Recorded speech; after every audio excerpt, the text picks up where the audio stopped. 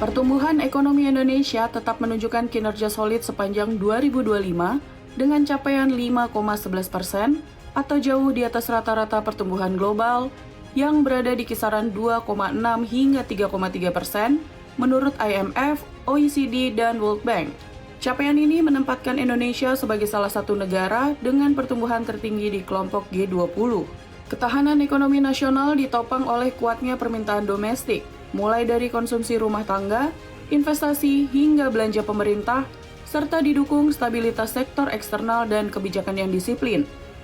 Konsumsi rumah tangga masih menjadi tulang punggung ekonomi dengan kontribusi mencapai 54% terhadap PDB, sementara daya beli masyarakat tetap terjaga. Di sektor pangan, produksi beras nasional hampir mencapai 34,7 juta ton. Dengan cadangan beras pemerintah mendekati 4,6 juta ton, menjadikan salah satu yang terbesar sepanjang sejarah. Sementara di sektor energi, pemerintah terus mendorong kemandirian melalui program B50 dan mencatat surplus energi sebesar 4,84 juta kiloliter. Menteri Koordinator Bidang Perekonomian Airlangga Hartarto optimistis pertumbuhan ekonomi akan terus menguat. Ia memproyeksikan pertumbuhan tahun ini dapat menembus di atas 5,3%, dengan pertumbuhan kuartal pertama 2026 diperkirakan mencapai sekitar 5,5%. Memasuki triwulan kedua 2026, kondisi ekonomi Indonesia dinilai tetap kuat. Hal ini tercermin dari inflasi yang terkendali, surplus neraca perdagangan selama 70 bulan berturut-turut, serta tingkat kepercayaan konsumen yang tinggi.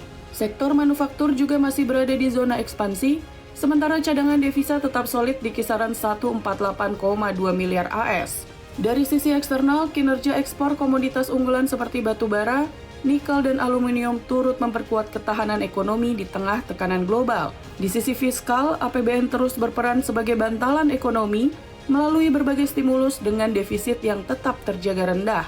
Sejumlah indikator sosial juga menunjukkan perbaikan, dengan tingkat kemiskinan dan pengangguran yang terus menurun, serta investasi yang mampu menyerap jutaan tenaga kerja. Pemerintah juga terus mendorong program hilirisasi sebagai prioritas Presiden Prabowo Subianto dengan nilai investasi yang tumbuh signifikan.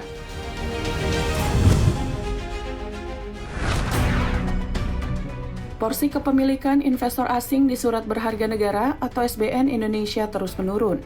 Berdasarkan data Direktorat Jenderal Pengelolaan Pembiayaan dan Risiko atau DJPPR Kementerian Keuangan per 10 April 2026, porsi kepemilikan asing di pasar SBN tercatat tinggal 12,58%. Posisi ini menjadi yang terendah sejak November 2006 atau 19 tahun lebih ketika porsinya masih berada di 12,34%. Data tersebut menunjukkan investor asing masih terus mengurangi eksposurnya di pasar obligasi pemerintah Indonesia. Di tengah tingginya ketidakpastian global, kuatnya dolar Amerika Serikat, serta masih sensitifnya pasar keuangan terhadap sentimen eksternal, minat asing terhadap SBN domestik terlihat belum pulih sepenuhnya.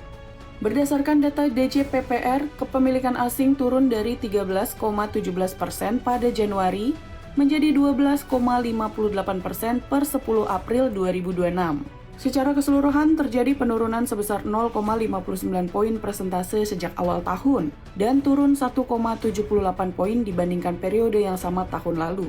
Penurunan ini membuat porsi asing di SBN berada di level terendah dalam hampir 20 tahun.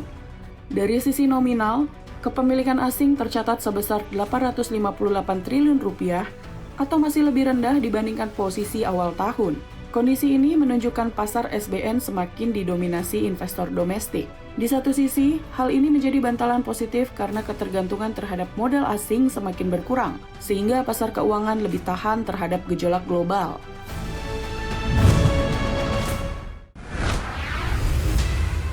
Penerimaan negara dari cukai rokok elektrik atau REL mengalami lonjakan pada Maret 2026.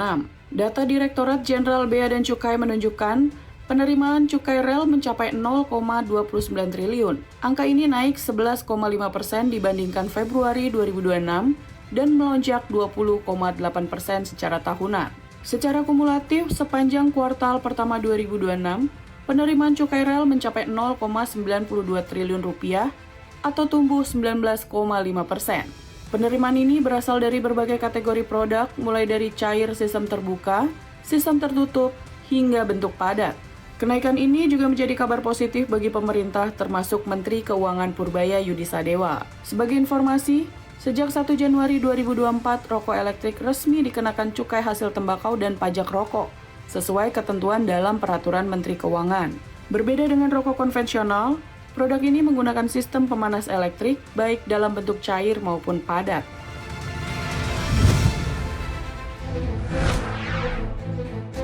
Menteri Energi Rusia Sergei Sivilyov mengungkapkan adanya permintaan dari Indonesia untuk suplai produk minyak bumi dari Rusia. Karenanya, kedua belah pihak saat ini sedang menyiapkan kontrak jangka panjang.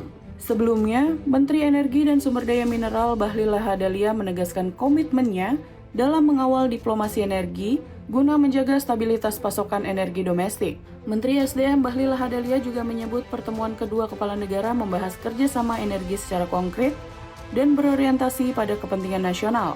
Menurut Bahlil, pemerintah akan terus mengawal implementasi kerjasama tersebut agar segera terrealisasi, termasuk pengembangan kilang minyak, penguatan perdagangan, serta pemanfaatan teknologi energi.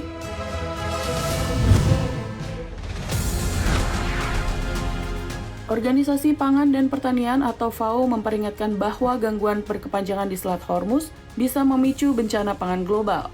Hal ini seiring terganggunya pengiriman energi dan pupuk yang krusial bagi produksi pertanian.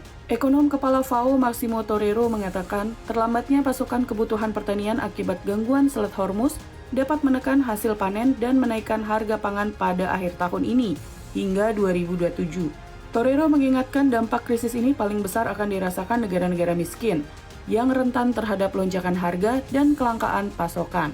Kalender tanam di banyak negara membuat sektor pertanian sangat sensitif terhadap gangguan pasokan pupuk dan energi. FAO menilai kondisi itu dapat mendorong lonjakan inflasi pangan pada tahun depan yang pada akhirnya memaksa pemerintah melakukan intervensi harga di dalam negeri.